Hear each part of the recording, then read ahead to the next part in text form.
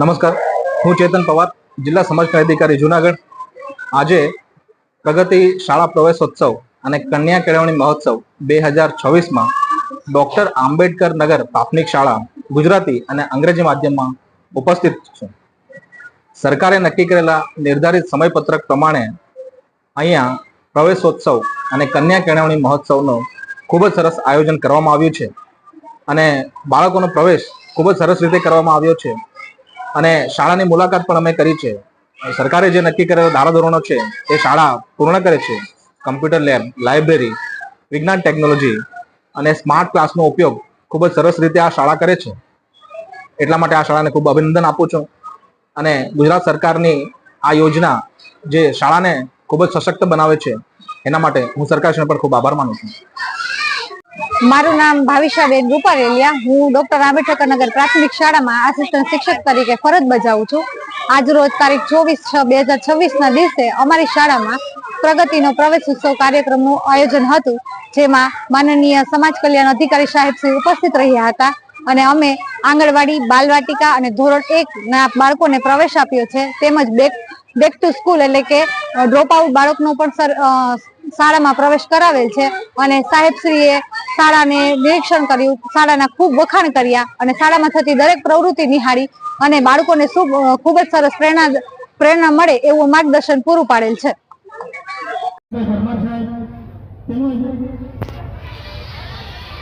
BRC માંથી જે લોકો લાઇઝનિંગમાં આવ્યા તેવા જતીનભાઈ અને અન્ય સ્ટાફ મિત્રો છે તેમનો શાળા પરિવાર વતી, એસએમસી વતી અને સૌ વાલી વતી આપણે આભાર વ્યક્ત કરીએ છીએ.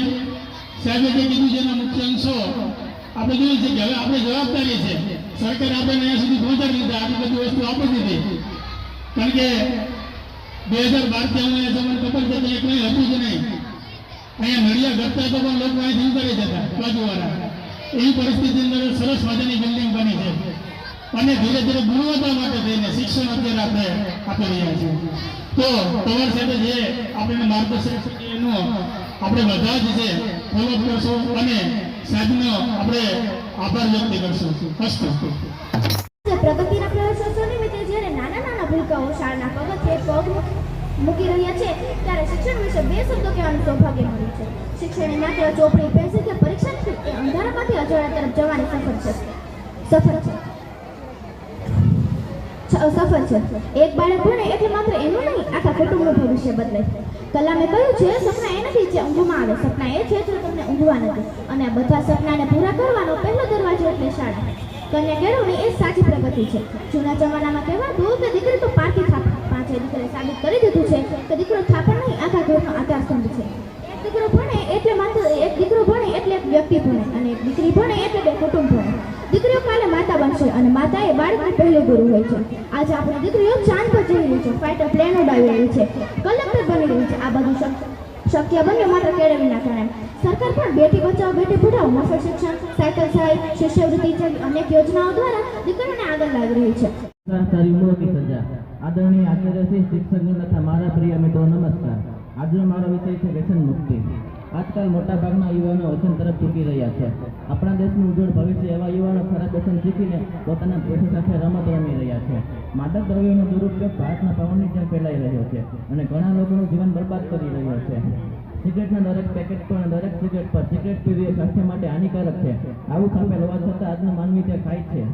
બાજુવાળો તમારા ઘરમાં તેમનો તમામ કચરો નાખવા આવે તો આપણે તેને નાખવા નથી દેતા, પણ આપ આપણા પવિત્ર શરીરમાં પધરાવતા ગુટકા, માવા, તંબાકુ માટે કોઈ દિવસ ઝઘડો કર્યો છે?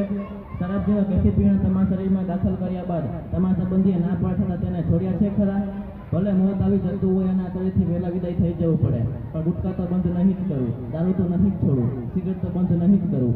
આવી વાતો કરનાર માટે એટલું કહેવાનું કે તારા શરીર પર તારો એટલાનો અધિકાર નથી. તને મોટા કર્યા તે માતા પિતા, તારા છોકરા, પત્ની બધાનો અધિકાર છે. તો શા માટે આમ શરીરને જાતે કર્યા પરિસ્થિતિમાં હંમેશા ટ્રાફિક નિયમોનું પાલન કરીશ.